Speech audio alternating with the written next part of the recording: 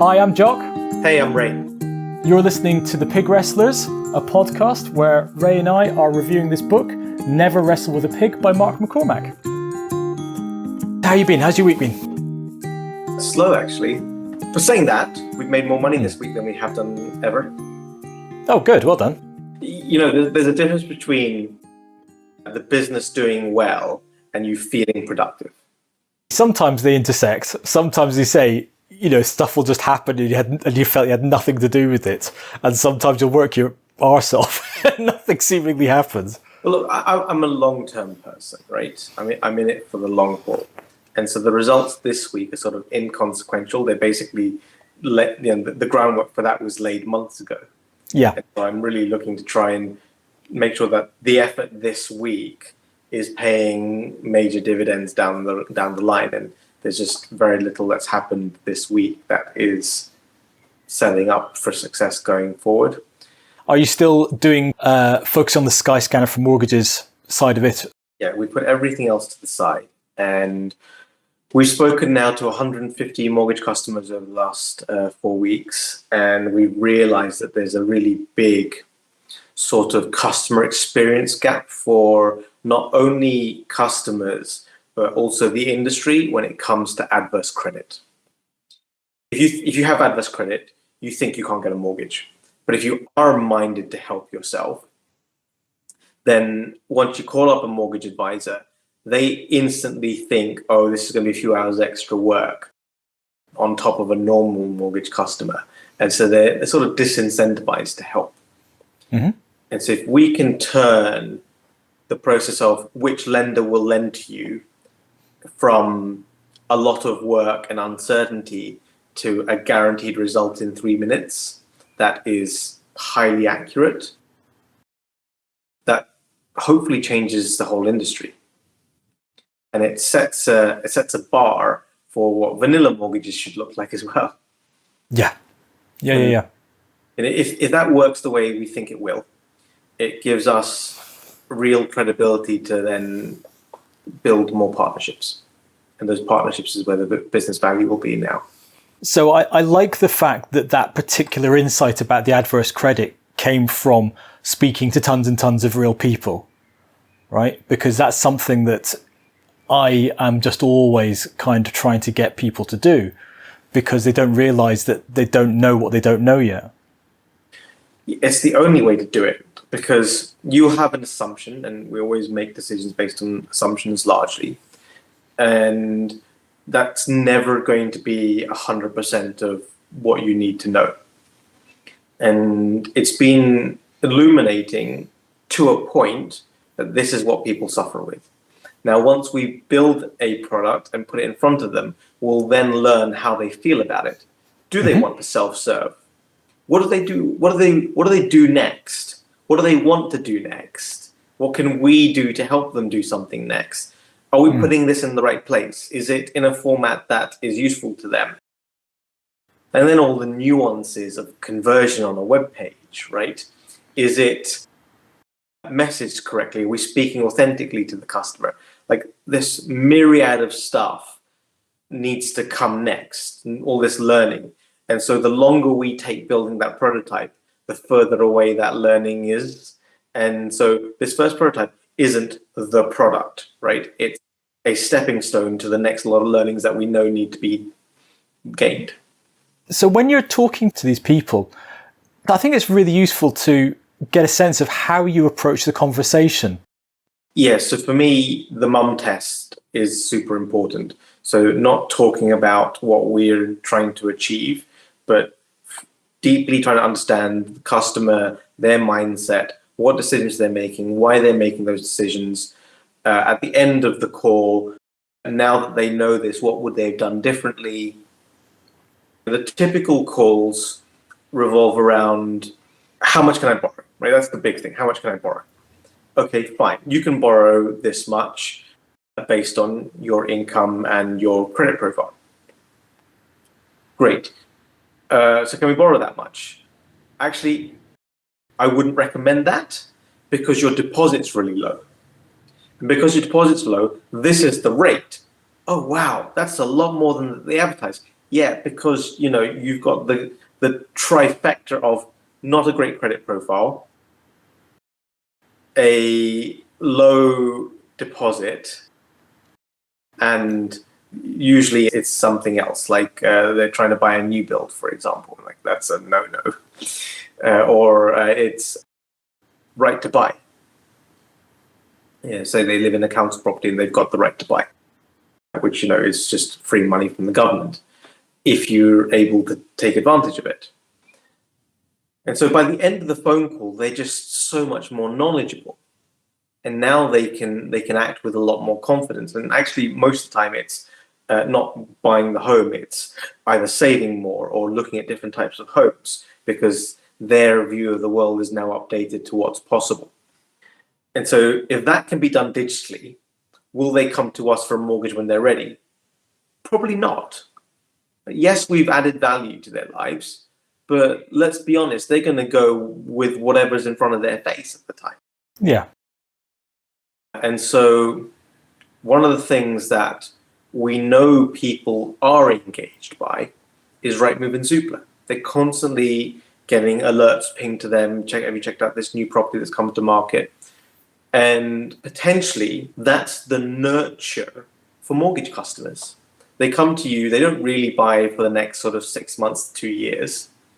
And maybe to keep top of their mind and provide value to what they're trying to achieve, their goal of buying a home, is send them relevant properties based on what they can afford, and just give them something that adds value to what they're trying to do. Because I'm sure you searched Rightmove and Zoopla. It's a long list. It's not sortable, really, right? You've got to go and just look at every single property one at a time, all the duplicates, all the other faff.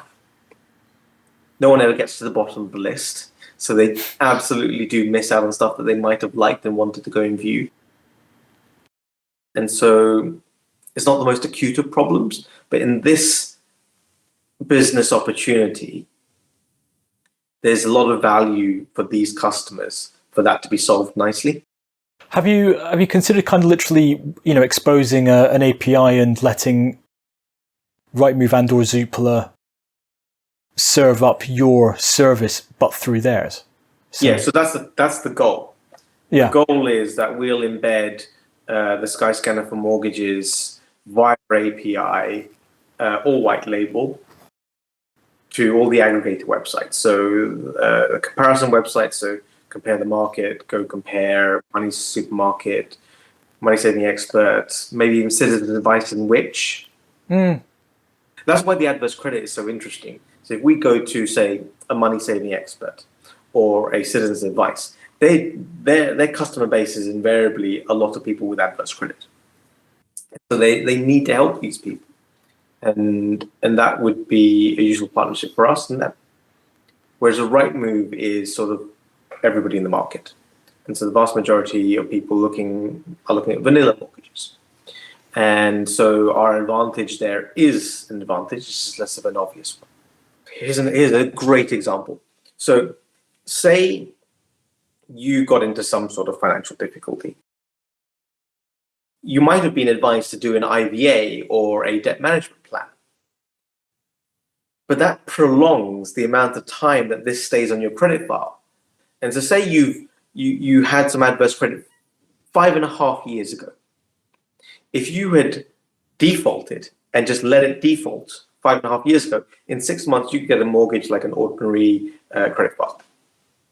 If you were on a debt management plan and you've just paid it off, like you paid off all the money, you behaved really well, you're not going to be able to borrow for another 5.5 years. The longevity of the credit record and the sort of semi-permanence of information on it is, I think it's problematic in a whole variety of ways. Because say, for example, there's a situation where incorrect information gets on your credit record. A, you've got no way of knowing that. And B, you've got very little to actually do to actually get it removed and taken off the record again. Yeah, you're right. Those are the two big problems. Finding out that there's something there that you need to put. And the second is then contacting Experian, Equifax, TransUnion and saying, this is wrong. Yeah. and them actually doing something about it. It's not straightforward, and it should be. You and I look at Experian and think, how are you guys making money off data? You're terrible with data. What Experian are saying is, actually, we have a great brand. It's great with institutions and it's great with the consumer. And so we have like 12 million people paying us for Experian Credit Expert. Oh, don't misunderstand me. Experian has an absolute motherlode of data, right? And a moat, like a brand moat. Experian Mosaic, the socio-demographic profiling tool that most retailers are using, has been the de facto standard for quite a long time. So it's not the shortage of information. If anything, it's the quantity of information they have that's the more worrying thing. Most of it is personally identifiable. Almost all of it is used to infer personally identifiable information and basically affect things like how organizations treat you as an individual as a result of those ratings. And I just don't know at what point the regulator is going to suddenly say, are you sure you can lay claim to all that data, or should that actually be in the hands of the individuals? You have things like the Consumer Credit Act in 1974. Experian, big organization, can wave that in your face and say, no, GDPR doesn't apply to us. And in a way, they're right, because they're not directly using it for marketing purposes. It's for uses under the Consumer Credit Act 1974. Have you seen the new product, Experian Boost? Experian already have all this information about you being fed in by your mobile provider, your credit card provider, your bank, everybody. Yep. Now they're saying to you, for this credit score that means nothing to anybody, but you believe in it because it's very clever marketing, we will give you an instant boost to your credit score if you plug in your open banking data. And it's called Experian Boost. And it's free. Why wouldn't I want a boost to my credit score? The problem is your credit score doesn't actually impact your ability to get credit. It's your credit file that does. And none of this stuff is going to end up on your credit file. Yep. It's Experian selling you a boost to your credit score in exchange for the motherlode of data that they really want. No, that makes sense. If you know Experian as a business, you can go to Experian and say, I want to market to this sort of person. Experian has the data. And so plugging into open banking is going to give you some real insight. You know what? I really want to market to people who have a lot of subscriptions and never cancel them. Oh, that's not even the half of it. I was at Experian 2008, 2012. At that time, they could look at your property and say, based on what we know about the information we've collected, we know whether or not you give to charity, we know whether or not you would be more likely to sign up for a direct debit. So the level of granularity they had was getting very close to the individual level. Before it was like you could do it by postcode or by street or things like that. No. Now down to individuals. So how they've come on in next 9 years after that, one can only imagine. I've not been there and I've not seen it. It's a very clever business. It's found a part in the world that people are very afraid of, lack a lot of literacy around finances, and so they coin it.